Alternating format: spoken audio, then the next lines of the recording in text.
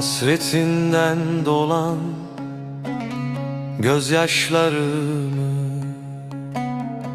gönlüme dökerek vazgeçilmiyor, vazgeçilmiyor. Aşkımın şahidi bakışlarını hülyaya vererek vazgeçilmiyor, vazgeçilmiyor.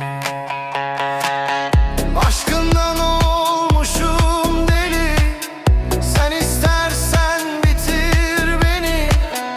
Düşündükçe bu can seni vazgeçilmiyor, vazgeçilmiyor, vazgeçilmiyor.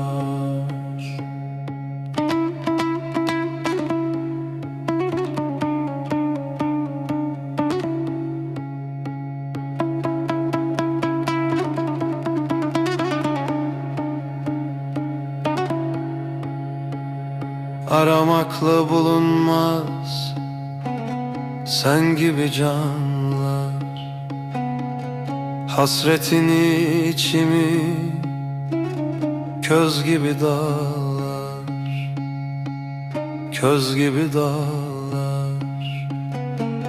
Sen gül oyna bense giyem karalar.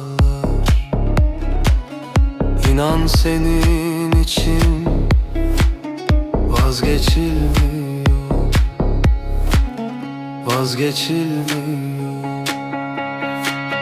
Aşkından olmuşum deli, sen istersen bitir beni.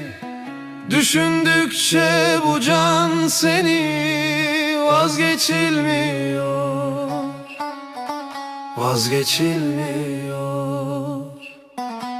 Aşkından olmuşum deli, sen istersen bitir beni.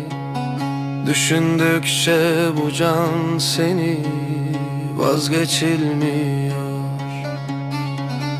vazgeçilmiyor.